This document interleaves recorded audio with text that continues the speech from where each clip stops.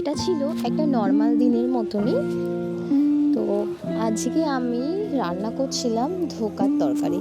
তোমরা কে কে ধোকা খেয়েছো সেটা আমাকে অবশ্যই জানাবে কমেন্ট করে, ঠিক আছে?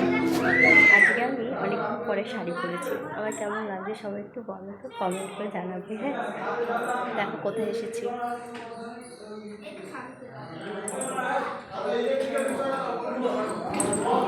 গপু ভাইকে দেখতে এসেছি, গপু সোনাকে দেখেছো? ও এখন তো ভাই, এখন গপু সোনা হয়ে গেছে আমাদের। এই যে স্নান টান করে চলে এসেছি গপু সোনাকে দেখতে। আর দেখো আমার মেয়ে, তারপরে সঙ্গীতার বোন, ওরা সবাই দোলনা চড়ছিল। আর আমি বাইরে মানে দৃশ্যটা তোমাদের দেখাচ্ছিলাম। দেখো চারিদিকটা আমাদের তো পুকুর বাঁধানো, পুকুর মিলন মন্দিরের সাথেই। আর কি সুন্দর দোপাটি ফুল হয়ে রয়েছে। আর আমার দোপাটি ফুল এত ভালো লাগে, বিশেষ করে ডিপ কালার দোপাটি ফুলগুলো।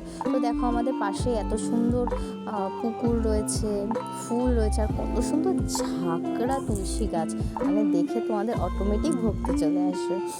হ্যাঁ, আমাদের মন্দিরটায় আসলে মনটা খুব শান্ত হয়ে যায়। আর এই দেখো তোমাদের ফুলগুলোকে দেখাচ্ছি কাছ থেকে, খুব ক্লোজ করে তোমাদের দেখাচ্ছি ফুলগুলো। তাও অল্প কটা ফুটেছিল, প্রায় তো সব কটাই তুলে নেওয়া হয়েছিল।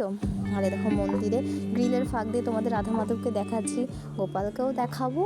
আমি অনেকদিন তো আসি না, তাই এসে দেখি পুজো হয়ে গিয়েছে, তারপরে গেটও বন্ধ হয়ে গেছে, তাই দেখো তোমাদের গোপু সোনাকে দেখালাম। তো নেক্সট ভিডিওতে আবার দেখা হচ্ছে তোমাদের।